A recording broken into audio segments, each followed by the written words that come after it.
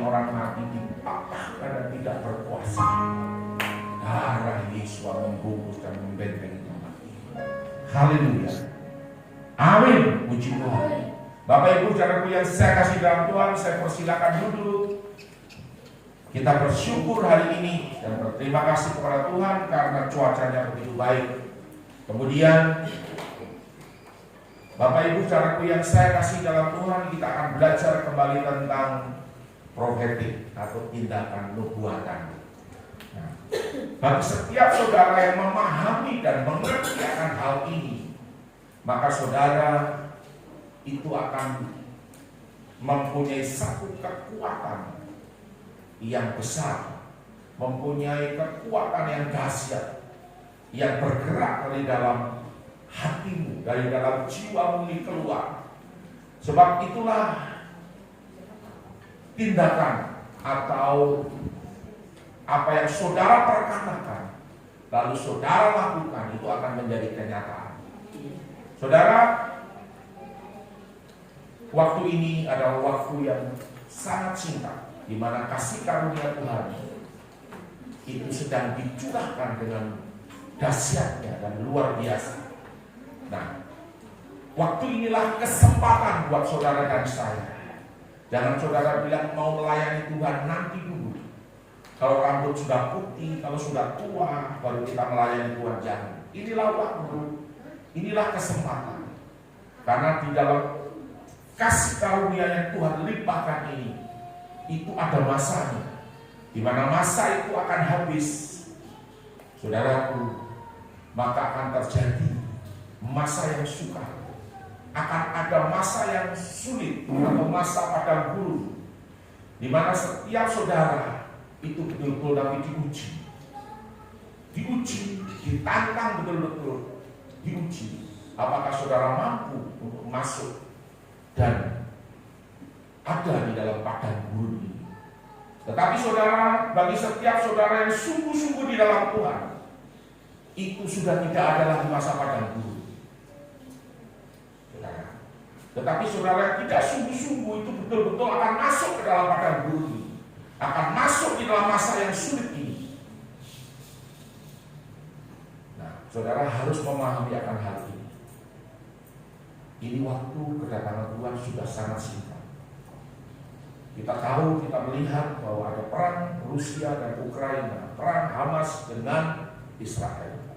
Itu juga mengacu kepada kedatangan Tuhan. Belum lagi yang saya pernah sampaikan tentang mesin pengendali cuaca. Cuaca di dunia ini jadi tidak karu-karuan. Yang dulunya padang gurun, padang pasir, bisa menjadi banjir dan sebagainya. Nah, yang tidak terduga bisa terjadi. Tetapi semuanya itu, saudaraku, kalau kita berdoa tidak akan terjadi. Di wilayah kita, di negara kita, seperti ini.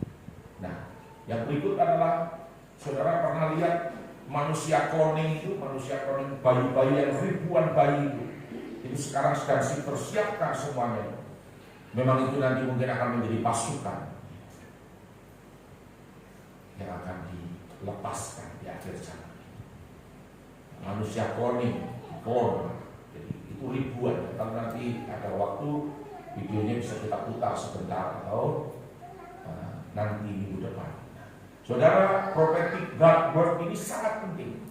Jadi saudara mengatakan, memperkatakan firman itu sangat penting. Seperti itu. Karena itulah yang akan menolong saudara, memampukan saudara, menguatkan saudara, menyanggupkan saudara untuk saudara kuat di dalam kekuatan kuasa Tuhan. Nah, tindakan nubuat menjadi kesaksian nubuatan. Mungkin kalimat ini baru saudara dengar. Jadi pada saat saudara profetik untuk anakmu, saudara mendoakan anakmu, kamu akan jadi anak yang hebat, kamu akan jadi anak yang diberkati, kamu akan jadi anak yang dipakai Tuhan luar biasa. Dan saudara pikir tidak mungkin, tidak mungkin. Tetapi ternyata dengan tiba-tiba Tuhan bisa mengubah. Dan apa yang saudara katakan, yang saudara lakukan satu tindakan nubuatan untuk anakmu, itu menjadi kenyataan. Jadi menjadi kesaksian daripada nubuat itu. Jadi bukan nubuatan lagi, tapi sudah kesaksian menjadi kenyataan. Jadi Tuhan menggenapi setiap apa yang saudara katakan. Ya, Bilangan 14 ayat yang ke-28. Kita akan baca bersama-sama.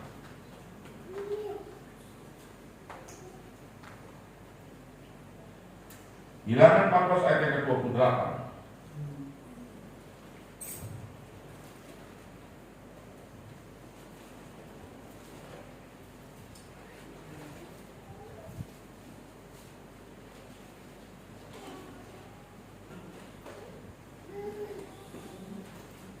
Sudah dapat semua? Mari kita berdiri kalau sudah dapat.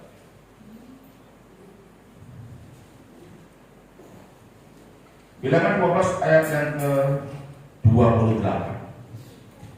1, 2, 3. Katakanlah kepada mereka, demi Aku yang hidup, demikianlah firman Tuhan, bahwasanya seperti apa yang kamu katakan di hadapanku, demikianlah akan kulakukan kepadamu. Amin. Jadi Tuhan itu iya dan amin. Saudara memang harus hidup dalam perkenanan Tuhan. Saudara memang harus hidup dalam kebenaran dan kekudusan Tuhan. Ya. Jadi prophetic action to make the prophetic testimony. Jadi saudaraku, bagaimana bisa terjadi dari tindakan nubuatan ini menjadi satu kesaksian nubuatan? Ini tergantung pilihanmu, saudara. Saya ini cuma mengajar, ini tergantung pilihanmu. Kamu mau jadi apa? Anakmu mau jadi apa? Masa depanmu mau bagaimana? Itu terserah kamu. Apa yang kamu katakan? Kalau engkau selalu bilang, zaman lagi sulit, cari kerja susah, semua susah. Pokoknya begitu bangun tidur semua susah, sulit. Ojek pun juga tidak dapat uang, tidak ada penumpang. Coba saudara katakan, kalau saya ojek keluar pagi ini saya pasti dapat penumpang. Itu akan beda dengan saudara. Kalau saya jadi ojek pun saya tidak dapat. Ini tukang ojek, umpamanya. Lalu orang yang jualan, kemarin jualan tidak laku, nanti hari ini mungkin sama dengan kemarin. Semua susah. Kelihatan ekonomi ini tidak jalan, kelihatan ekonomi ini mandek. Semua susah, semua kesulitan di biak numpur ini. Tetapi coba saudara balik. Tidak, saya jualan pasti laku. Tidak ada kata-kata sepi, tidak ada. Kalau belum laku, katakan saja laku. Amin. Itu akan jadi. Beda dengan setiap saudara selalu mengeluh, selalu menggerutu. Pekerjaan yang sulit apapun, itu tidak ada yang sulit. Tidak ada. Kalau saudara tanpa keluhan, saudara mengerjakannya dengan sungguh, itu semua akan jadi. Nah saudara, percaya akan firman Tuhan, Elohim Yahweh, itu nomor satu. Percaya itu nomor satu. Kalau saudara tidak percaya sungguh-sungguh akan Tuhan, maka itu yang menjadi kesulitan buat saudara. Kalau kita tidak percaya, kalau kita kurang percaya, lalu saudara berkata begini, jangan-jangan nanti suami saya dibawa wewe gombel, jangan-jangan suami saya dibawa kuntilanak, jangan-jangan suami saya dibawa suami terlalu banyak jadi. Lalu saudara mulai mendoktrin suami. Saudara, itu masalah besar. Harusnya saudara paham, silakan pergi. Saya percaya bahwa Tuhan jaga Bapak, Tuhan lindungi Bapak. Tuhan akan menjaga. Termasuk suami, termasuk apa tadi. Jangan-jangan nanti anak saya, aduh, bagaimana ya? Jangan-jangan nanti, aduh, jangan-jangan nanti dijemput penculik lagi, jangan-jangan nanti, aduh, pulang nanti, aduh, nanti kalau dia nyebrang jalan bagaimana ya? Nah, saudara, itu jangan-jangan, itu tidak boleh. Itu perkataan yang tidak pasti. Saudara harus berani katakan, di masa yang akan datang, saya akan jadi manajer. Di masa yang akan datang, saya akan jadi kepala. Di masa yang akan datang, saya akan jadi pegawai negeri. Dan saya akan punya pangkat. Saya akan punya kehidupan. Tidak ada yang sulit saudara memperkatakan. Daripada saudara berkata, mau jadi pegawai negeri juga susah, mau jadi P3K juga susah, semua susah.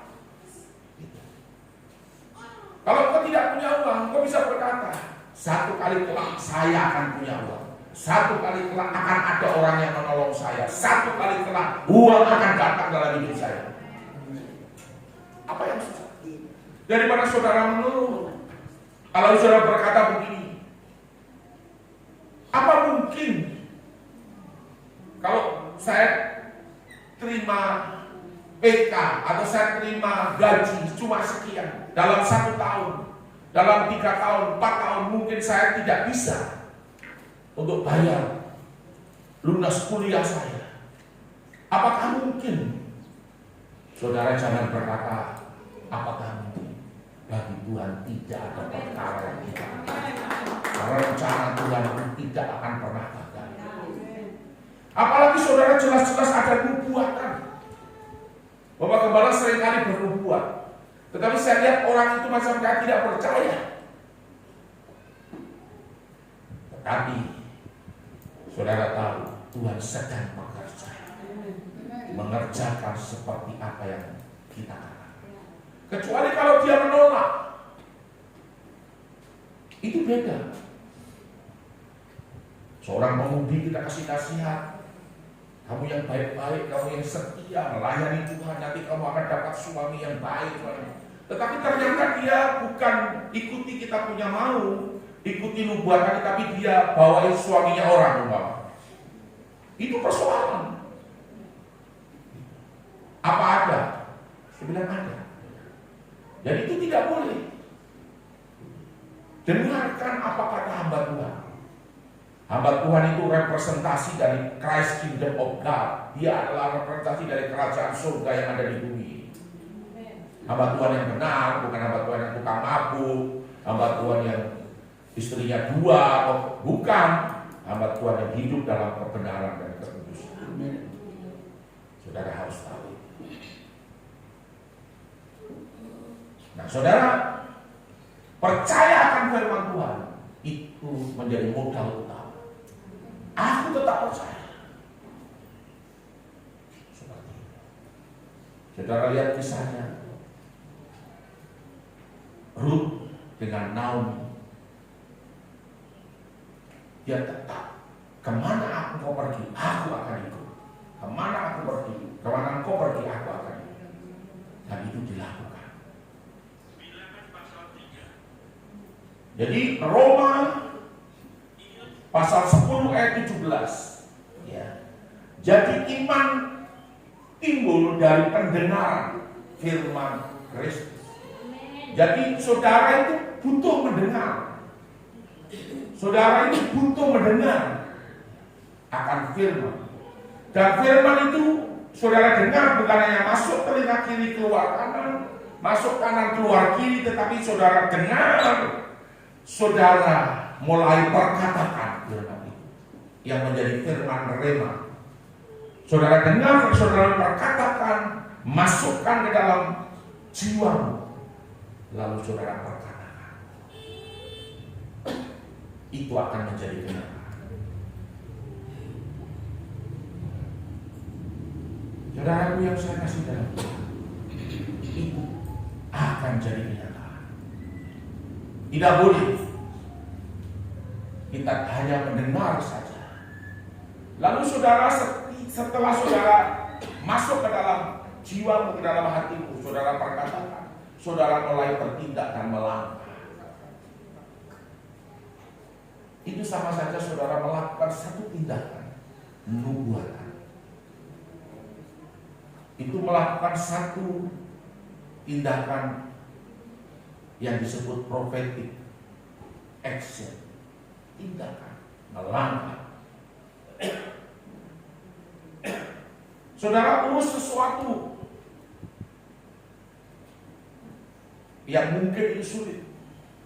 Tetapi pada saat saudara berkata, aku datang ke tempat ini dengan otoritas kerajaan Bapa Yahweh Alfa dan Omega, yang awal dan yang akhir, aku injakkan kaki di sini. Saya akan urus barang ini dan barang ini akan selesai. Dan itu saja.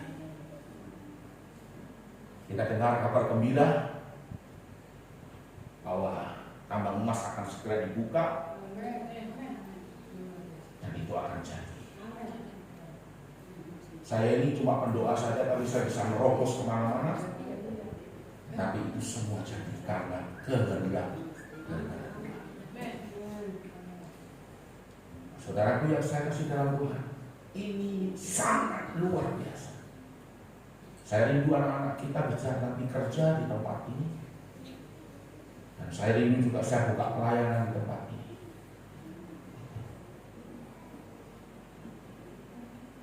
Dan investornya akan datang. Ya mudah-mudahan nanti bisa mampir ke gereja kita. Nah saudara, mendengar itu yang utama. Mendengarkan lebih baik daripada korban. Karena kalau orang tidak mau mendengar, itu sama dengan dia menolak. Jadi yang utama itu mendengar. Setelah mendengar masuk, mulai yang melakukan, bertindak. Jadi iman kita itu, percaya kita itu bangkit, percaya kita itu akan muncul, percaya kita itu akan bangkit karena kita mendengar firman Tuhan. Jadi percayalah kepada Tuhan dengan sungguh-sungguh. Jangan lagi pikir yang lain, jangan. Pikirkan, renungkan. Kalau direnungkan itu berarti masuk. Merenungkan firman Tuhan itu seperti sapi memamah biak. Jadi kalau dia makan rumput itu kan dikunyah terus, dikunyah, belum ditelan, tetapi tetap dikunyah. Dan itu kita seperti merenungkan firman Tuhan. Saudara, yang kedua, firman itu adalah Tuhan Yeshua HaMashiach sendiri. Dan Yeshua HaMashiach itu adalah Sang Firman. Dia berkuasa. Amin. Kenapa kita ragu? Kenapa kita bimbang? Kenapa kita takut? Kenapa kita khawatir? Jangan ada ketakutan, jangan ada kekhawatiran, jangan ada kebimbangan, jangan ada keraguan dalam hidup. Karena firman itu adalah Tuhan Yeshua HaMashiach sendiri. Dia punya kuasa. Seperti itu. Nah ini saudara yang perlu harus saudara ketahui dan pahami. Jangan engkau pikirkan apa yang tidak mesti engkau pikirkan. Jangan engkau pikirkan atau katakan perkara-perkara tentang kekhawatiran, perkara-perkara tentang ketakutan, perkara-perkara tentang kebimbangan yang di dalamnya ada jangan itu. Jangan. Saudara harus pasti dan berkata tidak. Tidak akan. Saya percaya bahwa toko sukses juga ada dalam masalah. Mungkin yang jaga toko sukses ini juga sungguh-sungguh, mungkin. Saya tidak tahu. Tetapi saya tetap punya keyakinan satu saat yang akan datang itu sukses akan meledak dan kita akan kewalahan. Kontainer-kontainer akan datang kembali. Saudara, seperti itu. Karena apa? Karena saya sudah melihat. Tinggal kita perkatakan saja. Haleluya. Haleluya. Kaki istri saya juga akan sembuh. Amin. Secara manusia itu lukanya begini, saudara, besar sekali begini, itu tidak mungkin. Saya takut seperti kayak, tetapi saya lihat sekarang dia mulai dagingnya mulai bertumbuh dan mulai baik. Hanya dengan memperkatakan firman. Yohanes 11 ayat 25. Saudara, ini kaki sudah 15 tahun lebih.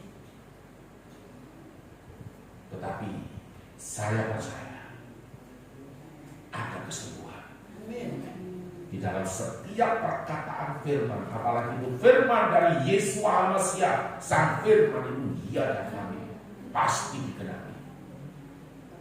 Amin. Amin. Seperti itu. Nah, saudara harus berani mengatakan. Tapi kembali lagi, saudara harus setia. Ya, setia akan untuk beribadah. Jangan saudara tidak beribadah, jangan. Karena pesan Sukot kemarin kan ada 3. Yang pertama adalah menyembah berhala. Jangan menyembah berhala. Yang kedua, jangan meninggalkan hari Sabat. Jangan lupa untuk beribadah kepada Tuhan. Karena apa? 2 hal ini yang membuat namamu dihapus dari buku kehidupan. Sejarah menuliskan dari Aminadab sampai Boas. Lalu dari sebelum Aminadab itu sampai Aminadab itu ada sekian 400 sampai berapa ratus tahun. Itu tidak tertulis orang-orang di dalamnya. Semua dihapus. Makanya Musa waktu marah dia juga berkata, Tuhan hapuskan namaku dari buku kehidupan. Sudah, biar saya tidak masuk surga juga tak apa-apa. Saya sudah terlalu marah dengan bangsa Israel ini. Tapi Tuhan tidak seperti itu. Jadi ini adalah kesempatan, apalagi waktunya. Ini adalah masanya kasih karunia masih berlaku.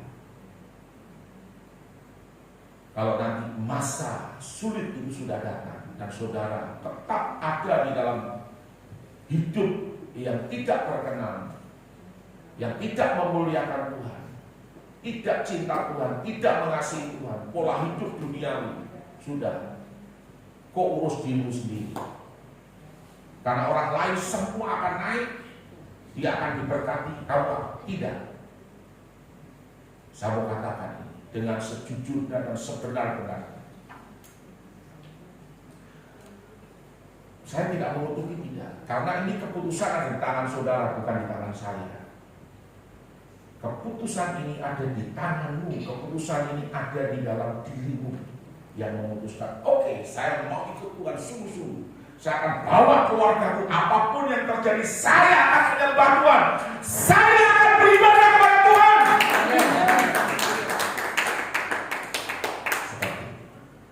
Saudara, pada mulanya adalah firman, dan firman itu bersama-sama dengan Elohim Yahweh, dan firman itu adalah Yahweh itu sendiri, Bapa kita. Namanya Yahweh itu adalah firman. Dan firman itu menjadi manusia dan diam di antara kita, dan kita telah melihat kemuliaannya, yaitu kemuliaan yang diberikan kepadanya sebagai anak tunggal Bapa, penuh kasih karunia dan kebenaran. Jadi firman itu menjadi manusia. Firman itu datang dan lahir di bumi ini dalam satu sosok, dalam satu pribadi yang diberi nama yaitu Yeshua HaMashiach. Karena dia orang Ibrani, karena dia orang Israel, karena dia orang Yahudi, dia bukan orang Arab, dia bukan orang Eropa, bukan orang Belanda, bukan orang Jerman, tetapi Yeshua HaMashiach adalah orang Ibrani. Jadi waktu dia lahir itu namanya Yeshua HaMashiach, bukan Yesus Kristus. Nama Yeshua HaMashiach adalah nama asli daripada Yesus Kristus. Saudara, kalau saudara punya uang bisa pergi ke Israel, saudara akan tahu persis. Tetapi Pak Pendeta, apakah boleh kita pakai nama Yesus Kristus? Boleh. Terserah, itu saudara pribadi masing-masing. Karena Yesus Kristus itu nama yang ada karena dari Israel dibawa keluar nama Yeshua HaMashiach ini menjadi Yesus Kristus. Itu dari Yunani. Nah, saudara, silakan, karena di dalam kitab Wahyu juga dituliskan bahwa ada nama baru. Dan nama baru ini bisa saja itu Yesus Kristus yang dikenal di seluruh dunia. Jesus Christ di dalam bahasa Inggris dikenal di seluruh dunia. Kalau di Cina namanya Yesus, bukan Yesus tapi Yesus. Kalau orang Madura menyebut Yesus itu bukan Yesus tapi Yesus, pakai O. Jadi bagaimana? Ya itu memang namanya. Tetapi ada nama asli dan nama aslinya adalah Yeshua HaMashiach, original name. Terserah saudara mau pakai nama siapa. Tetapi Yesus Kristus juga tidak salah. Seperti itu. Nah saudara, dia itu ada bersama-sama dengan kita, menyertai saudara, bertabernakel dengan kita. Ini tabernakel di sini ya, ini ada tabernakel. Ini pola tabernakel yang benar. Ya. Kalau dulu tuh tabernakel pasang begini berdiri, ya, berdiri. Jadi berdiri itu ini diberdirikan, berdiri ke atas sana. Jadi ini di bawah, ini di atas. Jadi itu yang menjadikan para hamba Tuhan yang belajar tabernakel ini salah menafsirkan, salah persepsi, salah sudut pandang. Begitu. Kenapa? Karena mereka langsung bilang, saya ini masih di halaman. Tapi hamba-hamba Tuhan bilang, saya ini sudah ada di ruangan suci. Dia bilang begini. Lalu ada hamba Tuhan juga yang bilang, sekarang saya sudah di ruangan suci. Untuk apa lagi saya menginjil? Untuk apa lagi saya pergi memberitakan Injil? Ini persoalan. Pasti, supaya saudara tahu, ini persoalan. Tapi kalau ini benar, karena ini menghadap ke timur. Orang pintunya itu, pintu gerbangnya di barat, bukan dari atas ke bawah. Karena ini halaman, ini ruang suci, ini ruangan maha suci. Seperti itu. 3 tingkatan. Seperti itu. Nah, saudara harus tahu ini. Bahkan dulu saya punya rektor, Pendeta Yakob Nahuai. Itu pernah khotbah begini. Nyong kalau panggil kita itu, masa kadang-kadang nyong. Kok jangan sombong Kok bilang baru, kok sudah ada di ruangan maha suci. Kok tahu kalau tembok itu sudah pecah. Kok sudah ada di luar, tapi kok tak tahu. Kok bilang masih di ruangan maha suci. Aduh, saya bilang langsung tok kepala begini. Betul. Jadi seringkali orang sombong dengan pengajaran tabernakel. Padahal ini bukan untuk menyombongkan diri, tetapi ini adalah pola keselamatan di dalam Tuhan yang dilihat oleh Musa dan ditulis di dalam kitab Keluaran pasal 25 sampai 40. Jadi pintu gerbang itu adalah Yesus itu sendiri, satu-satunya pintu keselamatan, satu-satunya pintu keselamatan. Orang percaya karena ada 4 tiang ini, itu Injil Lukas, Markus, Yohanes dan Matius. 4. Berita Injil diperdengarkan, mereka dengar, percaya, masuk pintu gerbang melalui pintu yaitu Yesus, Yeshua HaMashiach. Satu-satunya pintu keselamatan, tidak ada pintu yang lain. Tidak ada keselamatan yang lain. Hanya di dalam Yeshua HaMashiach. Amin. Itu yang harus saudara pahami dan mengerti. Dan Yeshua HaMashiach itu adalah Sang Firman itu sendiri. Dia adalah Firman itu sendiri. Amin. Seperti itu. Dan kemudian ada Mesbah korban bakaran. Ini berbicara tentang korban, di mana Yeshua HaMashiach, Yesus Kristus ini disalib. Dia menggantikan saudara dan saya mati karena dosa, karena hukuman, karena kutuk hukum Taurat. Jadi setiap orang yang tidak dapat melakukan hukum Taurat itu dihukum. Dan tidak ada seorang pun yang dapat melakukan. Dan orang yang tidak dapat melakukan hukum Taurat itu dianggap utang. Dan utangnya semakin banyak. Utang dosa yang tidak diselesaikan ini, surat utang dosa yang tidak diselesaikan ini menjadi kutuk. Makanya disebut kutuk hukum Taurat. Yang keempat, Tuhan itu menanggung dan memikul penyakitmu. Apapun penyakitmu, engkau harus katakan. Tetapi sesungguhnya bahwa penyakit saya lah yang ditanggung dan dipikul oleh Tuhan Yeshua HaMashiach. Orang mengira dia dipukul dan ditindas oleh Bapa, tetapi dia terhitam oleh karena kejahatan yang saya lakukan. Dia diremukkan oleh karena pemberontakan yang saya lakukan. Jadi oleh bilur-bilurnya, oleh luka-luka, Yesus dicambuk, dipukul, ditendang, dipaku, apa semua itu, saya sembuh. Saya sembuh. Saudara tinggal mengatakan saja, saya sembuh. Itu yang keempat. Yang kelima, dia mati menggantikan saudara mati. Ini Mesbah. Dia seperti seekor anak domba yang dibawa ke pembantaian. Anak domba yang disembelih dan dagingnya ditaruh di atas Mesbah korban bakar.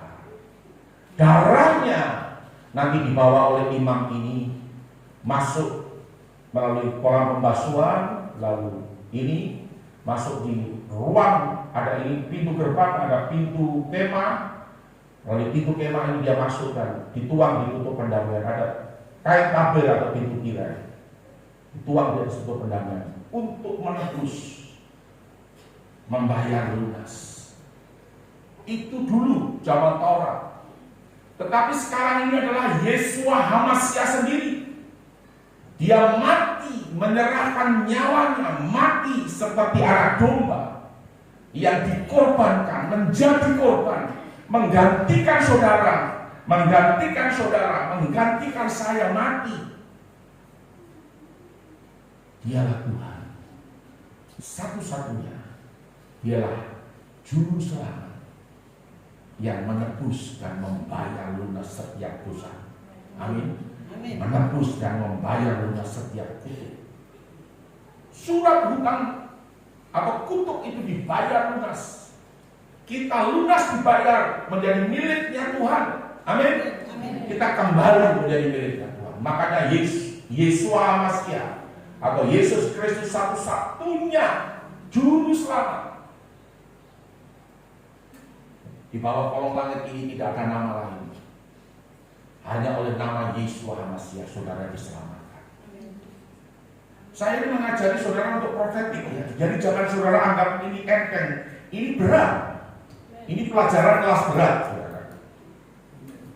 Bukan hanya tentang keselamatan saja, tapi ini kita harus sudah keluar dari situ. Kita harus upgrade. Saudara, saya juga mau upgrade. Maka saya sudah putuskan setiap jam 5 pagi kita akan buka doa di sini.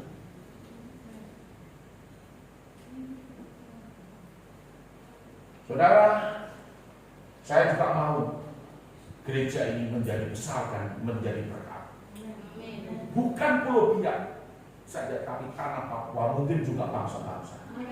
Kita akan kirim misionaris ke luar negeri. Nah, jangan saudara, tidak mungkin. Oh, saudara tidak tahu, nanti lihat saja. Saudara, jadi Yesua itu juru selamat. Nah, orang percaya kepada Yesua Hamasiah karena 4 Injil. Lalu dia melihat korban Yesua Hamasiah yang mati digantung di atas kayu salib. Dia ditebus dan dibayar lunas, lalu dimeteraikan dalam bentuk baptisan, yaitu ada bejana pembasuhan. Ini yang disebut dengan baptisan air. Ini orang, saudaraku, dari manusia lama yang suka dosa, berzina, main judi togel, padahal togel tidak ada, tapi masih orang judi togel dan lain sebagainya. Judi togel, sabung ayam, menipu, pancuri, apalagi berbohong, segala macam. Itu manusia lama. Dan manusia lama itu dikubur bersama dengan Yesua Hamasiah Nabi. Lalu dia bangkit dalam keadaan yang baru, menjadi manusia yang baru di dalam Yesus. Jadi siapa yang ada di dalam Yesua Hamasiah itu adalah ciptaan baru. Yang lama sudah berlalu, yang baru sudah datang. Amin. Nah, saudara, ini dibaptis. Ini baptisan air.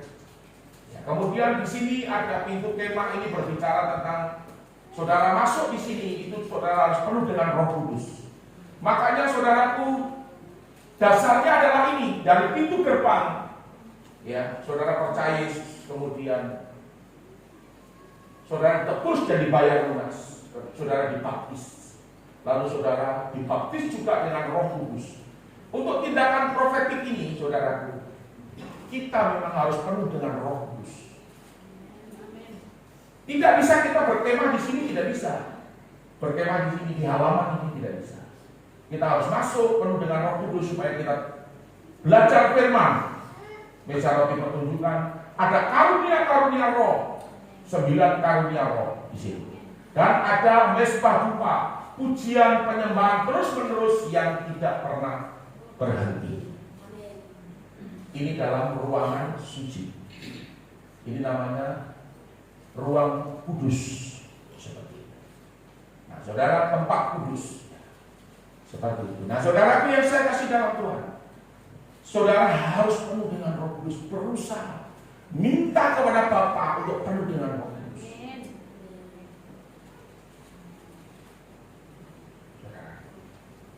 Saudara mulai mengerti ya, mulai paham. Nah, saudara, firman itu bersama-sama dengan kita, yaitu Yesua Hamasiah, Sang Firman. Yang ketiga, firman itu hidup. Firman itu hidup dan kuat seperti pedang yang bermata 2, yang mampu untuk memisahkan antara jiwa dan roh. Itu dipisahkan. Sebab firman Elohim Yahweh itu hidup, kuat, lebih tajam dari pedang bermata 2, manapun dia menusuk amat dalam sampai memisahkan jiwa dan roh, sendi-sendi dan sumsum. Ia sanggup membedakan pertimbangan pikiran hati kita. Jadi kemana saudara mau melangkah, kemana saudara mau bertindak, itu firman itu akan bekerja. akan menuntun saudara. Kalau saudara melanggar, maka saudara akan diberitahu salah. Jangan kau lakukan. Itu melanggar firman. Seringkali itu bermain dalam pikiran kita. Kita melanggar firman. Tapi seringkali juga banyak orang yang terjebak karena pelanggaran terhadap firman ini tidak disadari. Tidak disadari. Artinya dia tidak menyadari bahwa sesungguhnya dia salah. Tetapi Roh Kudus itu penolong. Dia akan mengingatkan, dia akan berbicara. Amin. Akan ada tuduhan, akan ada dakwaan dalam dirimu. Dan itu akan terus bersuara, suaranya keras. Begitu dia bersuara, seharusnya bilang, oke Tuhan, siap, saya salah. Mengaku salah kenapa? Apa yang salah? Apa yang dituntut dari saudara? Apa saudara harus bayar kalau mengaku salah? Tidak dong. Mengapa tidak mau mengaku salah? Mengapa kau gengsi? Mengapa kau bilang saya punya harga diri? Untuk apa saya mengaku salah? Untuk apa saya minta ampun? Itu salah, saudara. Karena Roh Kudus selalu berbicara. Kalau perlu saudara menangis, Tuhan, saya sudah salah. Kalau ada orang yang bersalah, saudara katakan, saya sudah salah. Orang sudah tahu kalau kau berkata saya sudah salah. Tapi daripada kau simpan, daripada kau biarkan itu, engkau bilang gengsi, saya malu. Untuk apa kau malu? Itu tidak perlu. Karena kalau kau mati, kau tidak masuk surga, kau masuk neraka. Kalau kau tidak mengampuni, kalau kau tidak mau mengaku dosa. Saudara, ini benar. Makanya Roh Kudus itu menginsapkan kita akan dosa. Dia selalu berbicara. Nah, saudara, jadi dia itu menusuk, firman itu menusuk sangat dalam, mengisahkan jiwa dan roh, seperti yang saya katakan itu tadi. Dia menusuk, dia bisa memberikan satu pertimbangan dan bagaimana kita harus melangkah. Hati kita harus bergerak, kita harus melangkah. Seperti itu. Nah, saudara, yang berikut firman Tuhan itu dekat di mulut kita. Nah, kalau saudara ada dalam kepahitan, ada di dalam sakit hati, ada di dalam kekecewaan, yang keluar dari mulut kita adalah kecewa, sakit hati, kata-kata kutuk, kata-kata yang tidak baik keluar dari mulut kita. Terhadap siapa? Terhadap anak kita. Terhadap siapa? Terhadap suamimu. Terhadap siapa? Terhadap istrimu. Itu orang-orang yang paling dekat dengan saudara. Terhadap siapa? Terhadap sesama jemaat. Terhadap siapa? Terhadap tetanggamu. Terhadap siapa? Siapa saja yang mungkin engkau dikecewakan, engkau disakiti, engkau ditipu, engkau dibuat kepahitan. Saudara, yang keluar dari mulutmu bukan perkara yang memuliakan nama Tuhan. Sedangkan firman itu dekat di mulutmu. Jadi kita harus bereskan hati kita, bereskan hidup kita ini, bereskan jiwa kita, bersihkan semua, bongkar. Mungkin kita berdarah-darah karena kita dikecewakan, kita disakiti, kita dianiaya. Itu mengecewakan, itu membuat kita itu ada kepahitan. Ampuni mereka, lepaskan, bersukacitalah, katakan yang positif, katakan seperti yang firman Tuhan katakan. Amin. Maka Tuhan berfirman, apa yang engkau katakan, aku akan melakukan seperti apa yang kau katakan. Saya punya anak perempuan, ini contoh saja. Tuhan, jagai anak saya, biar dia punya suami Saudara mau bilang apa? Punya suami pejabat yang baik, yang cinta Tuhan, yang takut Tuhan. Biar dia punya suami yang takut akan Tuhan. Atau saudara mau, kalau boleh anak perempuan saya ini biar suaminya pendeta. Apa yang salah? Tidak ada yang salah. Oh, saudara cuma mengatakan saja kok. Bilang. Lalu saudara lihat anakmu laki-laki, oh anak laki-laki ini memang bikin kita orang susah sampai sebentar minta uang, sebentar lagi apa lagi, aduh, bikin susah kita orang. Lalu saudara mulai berbicara hal-hal yang buruk. Memang kok anak satu-satunya, tapi kok selalu bikin susah orang tua, kok bikin susah mama ini menderita gara-gara kau, mama ini susah karena uang yang mama kelola tidak cukup, karena untuk kebutuhanmu saja begitu besar, tapi kok foya-foya, kok main perempuan, kok dan lain sebagainya. Jangan, saudara katakan tidak. Aku katakan, anakku laki-laki ini akan jadi anak yang hebat. Dia akan menjadi pemimpin. Dia akan menjadi berkat. Hidupnya akan diubah oleh Tuhan. Tidak ada yang sulit buat Tuhan. Tuhan tinggal putar saja dia berubah. Saya percaya, katakan terus. Kalau dia ada dalam kesulitan, saya bilang puji Tuhan. Melalui kesulitan itu Tuhan tolong dia supaya dia mengerti akan penderitaan, dia mengerti akan setiap kesulitan. Karena setiap kesulitan itulah yang membuat kita menjadi dewasa. Kesulitan, masalah itu yang membuat kita menjadi kuat. Itu saudara berlatih. Saudara latihan. Kalau kau jadi anak cengeng, aduh, sebentar mama, aduh, sebentar mama, bapak, jangan. Mengapa Yosafat saya taruh di Pulau Jawa? Saya tahu ada penderitaan juga yang dia alami, tetapi itu yang akan membuat dia menjadi orang yang dewasa, menjadi orang yang mengerti dan menghargai bagaimana berkat Tuhan, menjadi orang yang mengerti dan menghargai bagaimana orang tua itu berjuang supaya anaknya lebih baik daripada orang tuanya. Papa dan mama saya dulu saja miskin, tidak punya apa-apa.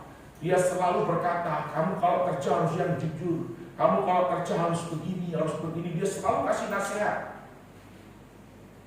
Jangan kamu kawin dulu, jangan kamu menikah dulu kalau kamu belum punya pekerjaan, bisa kasih makan istrimu, jangan kamu menikah dulu. Itu selalu diucapkan. Dan mami atau papi selalu berkata, oke, saya persilahkan kamu pergi, tapi ingat orang tua, ingat saudaramu dan lain sebagainya. Itu selalu dikatakan. Dan waktu kita beranjak semua dewasa, papi dan mami itu selalu berdoa. Berdoa mendoakan kami, mendoakan anak-anaknya satu persatu didoakan. Saya satu kali mendengarkan, dua kali mendengarkan, tiga kali mendengarkan doa. Doanya tetap sama, tidak berubah. Dia selalu bilang, Roh Kudus tolong anak saya. Engkau penolong, tolong anak saya. Dia selalu berkata begitu. Saya sampai kadang-kadang, wah, ini doa yang ajari siapa? Tapi memang doanya tidak pernah berubah, doanya setiap hari ya seperti itu. Kalau dia berdoa sungguh-sungguh seperti itu doa. Saudara sebagai orang tua juga sama. Engkau yang punya anak perempuan, doakan anakmu perempuan. Engkau yang punya anak laki-laki, doakan anakmu laki-laki. Katakan dengan doa dan katakan dengan profetik. Dia akan berubah. Dia tidak akan sama seperti kamu. Dia tidak akan sama seperti kita. Dia harus lebih dari kita. Tukang becak saja tidak mungkin dia berdoa anaknya, nah sudah karena papa ini tukang becak, jadi kau nanti juga jadi tukang becak sudah Tidak. Tukang becak saja bilang, saya mau anak saya jadi SPO, saya mau anak saya jadi bupati, Saya mau anak saya jadi camat. Saudara, itu tukang ojek juga sama. Bapak ini tukang ojek. Tuhan, saya ini tukang ojek, tapi saya percaya anak saya tidak akan jadi tukang ojek. Tidak tahu cara Tuhan bagaimana. Tidak tahu dia mau sekolah tinggi itu nanti bagaimana. Tetapi kalau engkau berdoa dan engkau profetik, itu Tuhan akan buka jalan. Karena janjinya. Katakan kepada mereka, seperti apa yang kamu katakan, aku Tuhan Elohim Yahweh Israel Yesus Hamasi akan melakukan seperti apa yang kamu katakan. Dia akan melakukan seperti apa yang kamu katakan. Jadi saudaraku, tindakan profetik ini memang kita harus penuh dengan Roh Kudus. Saudara harus berjuang bagaimana penuh dengan Roh Kudus.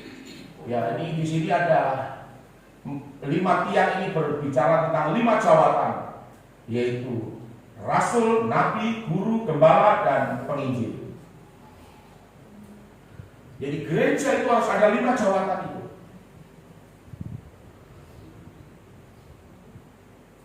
Gereja itu harus 5 jawatan.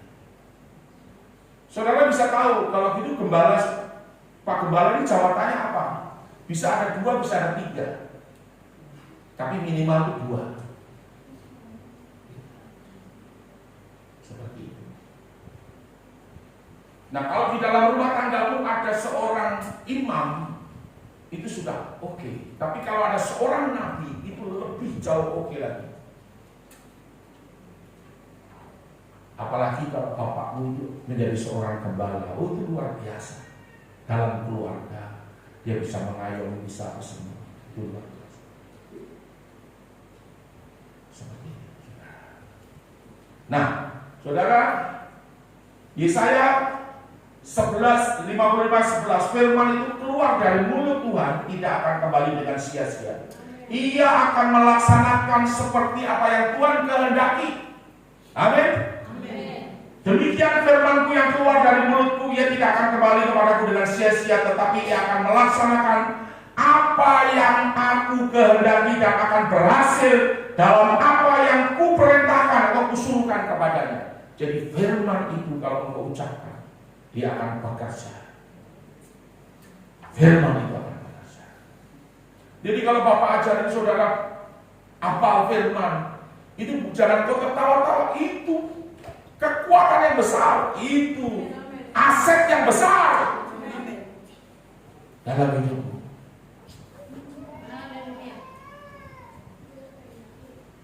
Jangan kau anggap itu biasa-biasa kayak mainan saja. Tidak, firman itu bukan mainan. Firman itu adalah penguasa alam semesta, jagat raya ini. Dia yang menciptakan semua ada, itu karena firman, yaitu Yesus Kristus. Jadi Bilangan 14 ayat 28 ini, katakanlah kepada mereka, kepada bangsa Israel, kepada saudara dan saya, demi aku yang hidup, Tuhan yang hidup, demikianlah firman Tuhan, bahwa saya seperti yang kamu katakan di hadapan Tuhan, demikianlah akan kulakukan kepadamu. Saudara bilang dengan tetanggamu sebelah, katakan, aku katakan kepadamu. Bilang, aku katakan kepadamu, demi aku Tuhan yang hidup, demikianlah firman Tuhan, bahwa saya seperti yang kamu katakan di hadapan Tuhan, demikianlah aku Tuhan akan melakukan kepadamu. Amin. Seperti itu. Itu profetik. Simple, mudah. Tetapi kalau saudara tidak mengerti maksudnya, ya repot. Saudara tidak memahaminya, tidak mempunyai pengertian. Saudara, ini nanti akan ada pemisahan. Saya mau beritahu, pemisahan. Orang yang sungguh-sungguh dan tidak sungguh-sungguh. Dipisah. Orang yang sungguh-sungguh itu harus upgrade. Dia berani untuk melangkah, berani untuk melompat. Amin. Saya tahun 2005 waktu ada Hari Raya Pondok Daun di Cirebon, di mana Pak Pendeta Yusak Cipko, Ibu Iin dan Ibu siapa satunya? Ibu Nani itu mengadakan Hari Raya Pondok Daun. Dan saya berdoa, lalu dengan para pendoa itu ada batu besar di hadapan saya.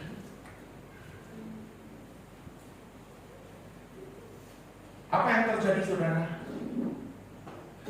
Kami waktu itu biasa-biasa saja. Ya, punya toko tapi diberkati tidak terlalu, ini biasa-biasa.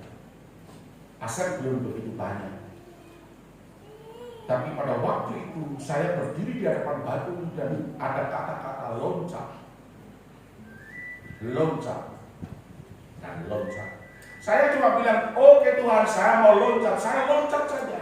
Dan saya bisa meloncat di batu itu. Dan Tuhan membuka semua. Sekarang saudara pun harus sama. Saya juga mau loncat. Sungguh-sungguh saya mau mencari Tuhan. Sungguh-sungguh saya mau mengikut Tuhan.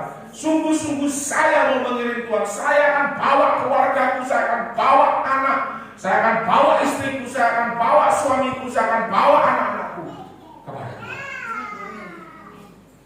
Karena nanti kalau sudah pemisahan terjadi, masa kesukaran itu ada di mana kepada orang-orang fasik. Orang-orang fasik adalah orang-orang yang ada dalam gereja tetapi dia tidak sungguh-sungguh. Camkan dengan baik-baik. Tidak lama lagi. Tetapi yang di sisi lain ini yang dia loncat, yang sungguh-sungguh, itu dia akan menerima. Dia akan hidup seperti apa yang Tuhan inginkan.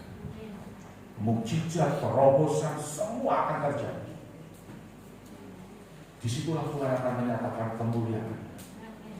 Mengapa di dalam Yesaya 60 itu dikatakan, bangkitlah dan menjadi terang, sebab terang Tuhan sudah terbit atasmu. Tetapi kegelapan menutupi bumi, kekelaman menutupi bangsa-bangsa. Itu adalah perbedaan antara orang dunia, orang fasik dengan orang yang ada di dalam Tuhan. Kegelapan itu menutupi, kekelaman, kematian, maut, bencana, kesukaran itu menutupi. Itu ada di dalam bangsa-bangsa, orang-orang fasik. Saudara, mari. Kemudian Yosua 1 ayat yang ke-8. Janganlah engkau lupa memperkatakan Taurat ini, kitab Taurat, tetapi renungkanlah siang dan malam supaya engkau bertindak hati-hati sesuai dengan segala yang tertulis di dalamnya. Ini peran Roh Kudus. Dengan demikian perjalananmu akan berhasil dan beruntung. Engkau bukan hanya berhasil saja, tetapi engkau akan menjadi orang yang sangat beruntung. Amin. Saudaraku, jangan sia-siakan waktu-waktu ini. Ya. Saudara harus percaya. Kemudian yang berikut adalah perkataan. Itu sama dengan benih yang kita tabur. Tiba saatnya benih itu akan bertumbuh dan berbuah, menghasilkan buah, akan digenapi, akan menjadi kenyataan. From the prophetic action to make the prophetic testimony. Saya jadi pakai bahasa Inggris sedikit-sedikit, tapi saya tidak tahu apakah ini kalimatnya benar atau tidak, tetapi kira-kira dibenarkan saja.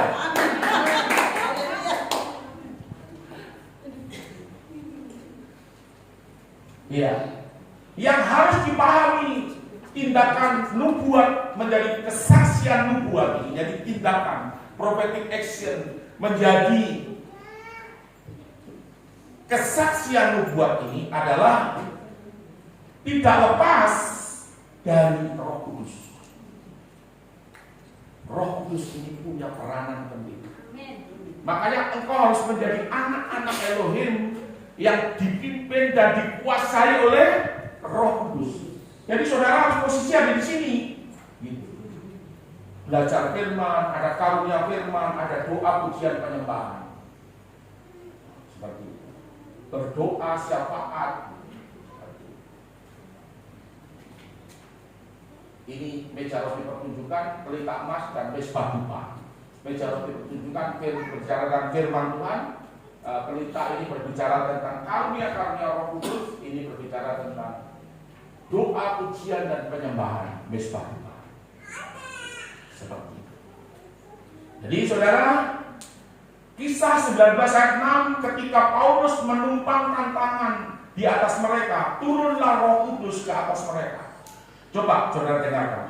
Mulailah mereka berkata-kata dalam pertama bahasa roh, dan yang kedua mereka bernubuat. Mereka berkata-kata, bernubuat. Bahasa roh. Kemudian 1 Petrus 1 ayat 21, sebab tidak pernah nubuat. Bukan aku buat, yang bukan lu buat, bukan aku buat juga bukan. Bukan buat-buat, bukan, tapi nubuat. Ya. Jadi buat itu banyak. Sejak aku buat, lu buat, kamu buat, apalagi. Gitu. Ini nubuat. Dihasilkan oleh kehendak manusia, tetapi oleh dorongan Roh Kudus. Tidak pernah dihasilkan oleh kehendak manusia, tetapi oleh karena keinginan atau dorongan oleh Roh Kudus. Orang berbicara atas nama Elohim Yahweh. Saudaraku yang saya kasih, mengapa saat ada orang bawa sepeda motor, saya bilang motor ini motor kredit, saya bilang begitu. Saya langsung katakan motor ini motor kredit. Betul kan? Aduh, pendeta betul sekali. Tapi itu hari kan pendeta suruh berdoa buat saya supaya saya punya motor. Betul, tapi bukan ini motornya. Nanti kamu akan dapat sepeda motor baru. Saya katakan demikian. Berarti saya akan terima motor lagi baru? Iya.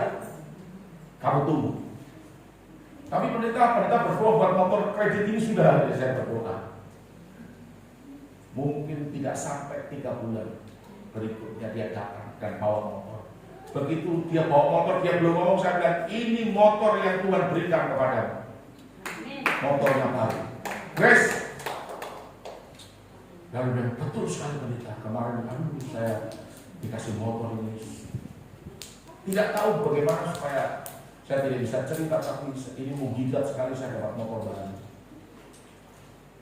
Ini karena dorongan Roh Kudus.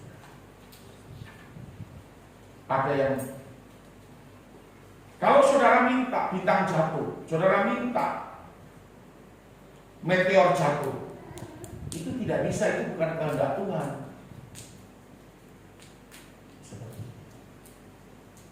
Tetapi saudaraku, jangan saudara minta helikopter kalau kau tidak punya halaman rumah untuk bisa helikopter turun, itu juga tidak bisa. Jadi saudaraku, orang-orang berbicara atas nama Tuhan. Salah satu karunia dari 9 karunia, yaitu karunia untuk bernubuat adalah 1 Korintus pasal 12 ayat 10. Kepada yang lain Tuhan memberikan karunia untuk bernubuat. Ini penting. Bernubuat ini. Doa, nubuat. Kalau suamimu, engkau tahu bahwa ada suami yang ganggu-ganggu, saudara tinggal berdoa saja. Tidak. Aku percaya Bapak Yahweh jaga suami. Tidak ada suami, tidak ada kuntilanak yang dapat bawa suamiku. Kau harus bilang, katakan. Jangan kau menangis, menangis. Salah sekali saudara. Baru saudara menggerutu, baru saudara mulai maki-maki suamimu, baru saudara mulai sumut-sumut, itu salah besar. Jangan. Ampuni suamimu, lepaskan pengampunan, lalu doakan dengan nubuatan. Ya, karunia nubuat untuk membangun, bukan untuk menjatuhkan, bukan untuk memecah belah, bukan untuk menghancurkan, bukan untuk menurunkan. Saudara. Nah, ini dia 1 Korintus 14 ayat 13, bernubuat itu membangun, menasihati dan menghibur. Itu kurang G, menghibur. Bernubuat itu untuk membangun, untuk mengangkat, sesuai dengan kasih. Tuhan mau nubuatan kita ini penuh dengan kasih. Begitu. 1 Korintus 14 ayat yang keempat, tetapi bernubuat ia membangun jemaat. Jadi bernubuat itu membangun. Apa susahnya sih? Wah, kamu ini tambah ganteng ya. Waduh, saya tidak ketemu berapa lama, tapi kamu ini menjadi orang yang diberkati Tuhan. Saya senang sekali kamu diberkati Tuhan. Daripada aku bilang, aduh saya jadi kamu tambah jelek ya. Aduh, rambut sekarang karuan. Coba lihat baju ini penuh dengan kecap udah. Itu masalah. Lalu kita katakan apa yang baik? Sekalipun anak kita tidak sehebat dari apa yang kita pikirkan. Anak, kemarin dulu, aduh mama senang dengan kamu tuh anak hebat, kamu tuh anak luar biasa, kamu tuh anak diberkati Tuhan. Nanti kamu besar, kamu akan setia, kamu akan taat untuk kepada orang tuamu, tidak seperti anak-anak yang lain. Kamu nanti akan perhatikan orang tuamu dan sebagainya. Saudara katakan, itu akan jadi kenyataan. Daripada oh dasar anak sudah dikasih begini ini, minta lagi ini, oh lalu saudara bicara yang tidak baik. Jangan. Rubah, amin. Panggil, duduk, lalu kita kasih pengertian. Itu yang terbaik. Nah saudara, membangun jemaat itu perlu buat. Hari ini saya katakan ini juga, saya sebenarnya ingin membangun jemaat ini, supaya jemaat ini upgrade dan naik seperti apa yang Tuhan inginkan. Mungkin jemaat kita berkurang, ada yang pindah, tetapi kita percaya, kita berdoa nanti Tuhan akan kirim jiwa-jiwa baru, akan datang jiwa-jiwa baru. Mereka akan menetap, mereka akan tinggal, mereka akan digembalakan, mereka akan tertanam di gereja Turas baru ini, menjadi orang-orang yang hebat dan diberkati oleh Tuhan. Saudara, kalau tambang emas ini dibuka ini, aduh kita ini orang dalam. Apa yang kerja tidak susah? Mau cari kerja susah? Tidak ada. Saya mau katakan dengan sejujurnya, itu juga dari nubuat, bukan aku buat, bukan. Jadi waktu saya pergi ke pedalaman juga ada 3 ayat firman Tuhan. Yang pertama adalah untuk kepala-kepala suku. Jikalau bukan Tuhan yang membangun rumah usaha orang, sia-sia usaha orang membangunnya. Jikalau bukan Tuhan yang mengawal kota, sia-sialah orang pengawal itu berjaga-jaga. Jadi saya katakan kepada para kepala suku bahwa ini karena Tuhan. Kami ada ini juga karena Tuhan. Kalau perusahaan ini ada karena Tuhan. Dan kami ikat perjanjian dengan memberi Alkitab sebagai buku kehidupan. Jadi mulai dari kepala suku sampai kepala desa saya kasih Alkitab. Itu yang membuat kaget. Saudara kepala tim konsultan Tapi dia sangat senang sekali. Karena cara itu adalah cara yang efektif. Kemudian yang kedua, saya bilang untuk investor saya katakan. Di dalam kitab Lukas. Jikalau ada orang yang akan membangun menara, dia akan duduk berhitung terlebih dahulu. Apa saja yang harus dipersiapkan. Karena jangan sampai orang berkata, orang itu sudah bangun tapi dari dulu sampai sekarang tidak selesai-selesai. Bukan mempermalukan, bukan mempermuliakan nama Tuhan, tapi mempermalukan nama Tuhan. Lalu yang ketiga saya berkata, untuk semua saya katakan, ini berkat besar. Jangan sampai nanti di sini berubah menjadi Sodom dan Gomora. Kekayaan ini akan datang. Saya katakan demikian. Kemuliaan Tuhan akan datang. Tapi ingat Tuhan. Ingat beribadah pada Tuhan. Jangan tinggalkan Tuhan. Jangan tidak beribadah pada Tuhan. Hanya itu saja. 3 itu saja saya katakan. Dan saya katakan seperti saudara tahu tuh, Bapak Gembala punya gaya ya seperti ini, sudah bicara keras begini. Orang saya melontos semua, terbelalak semua, tapi ya sudah, itu sudah jalan. Saudara, lihat. Ini Yeremia pasal 1 ayat 9 dan 10. Bagaimana dengan ayat ini? Mungkin saudara bertanya itu. Yeremia pasal 1 ayat 9 ini ayat yang terakhir 9 dan 10. Ya, saya akan baca. Lalu Tuhan mengulurkan tangannya dan menjamah mulutku. Tuhan berfirman kepadaku, sesungguhnya aku menaruh perkataan-perkataanku ke dalam mulutmu. Ketahuilah pada hari ini aku Tuhanmu mengangkat engkau atas bangsa-bangsa dan atas kerajaan-kerajaan untuk mencabut, merobohkan, membinasakan, meruntuhkan, untuk membangun dan menanam. Jadi ada 2 sisi. Seorang nabi itu diberi kuasa untuk meruntuhkan, untuk merobohkan. Tetapi ini harus sesuai dengan kehendak Tuhan. Tidak boleh sembarang-sembarang, tidak boleh. Kalau dengan musuh, ya kita harus runtuhkan dan merobohkan semua kekuatan musuh itu.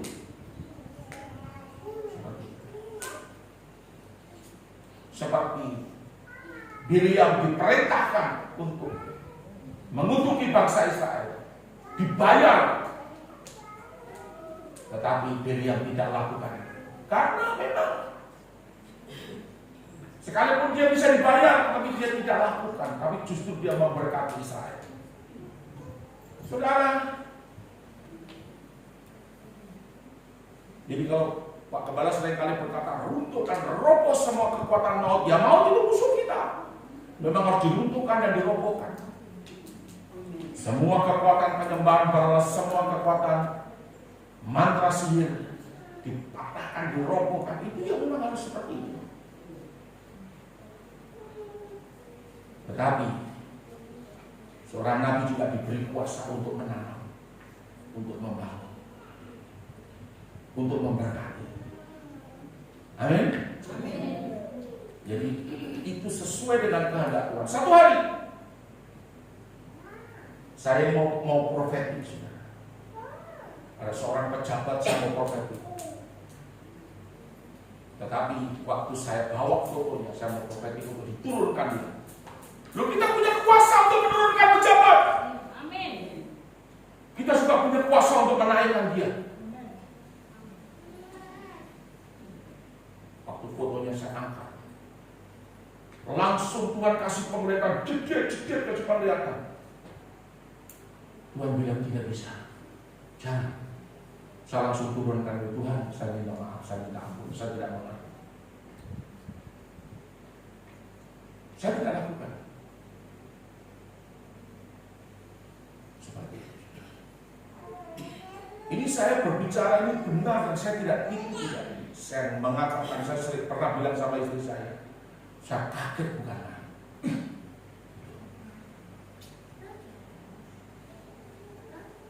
Jadi saudara yang saya kasih dalam Tuhan, kalau saudara ada tindakan nubuat. Kalau saudara dinubuatkan, saudara percaya, itu pasti jadi. Tergantung dari saudara. Kalau saudara bilang, wah jangan-jangan tidak jadi ya. Kalau tidak jadi bagaimana ya? Loh, bagaimana? Jadi, amin. Dikenapi.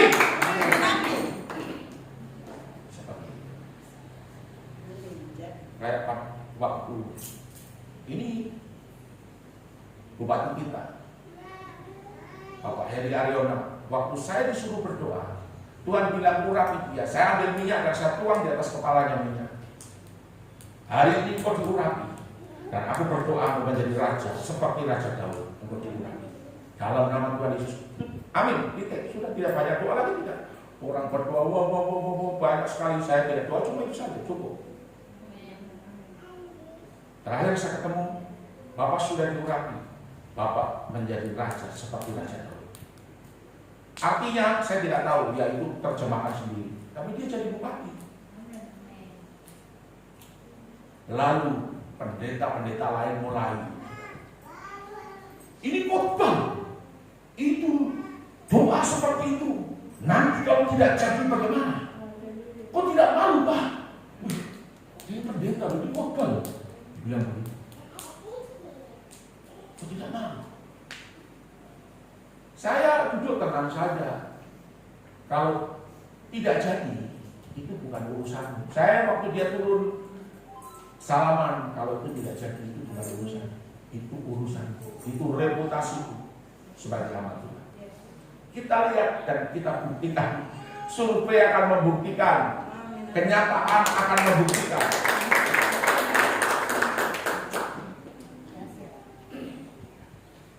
Itu karena Tuhan suruh, karena Roh Kudus yang memerintahkan.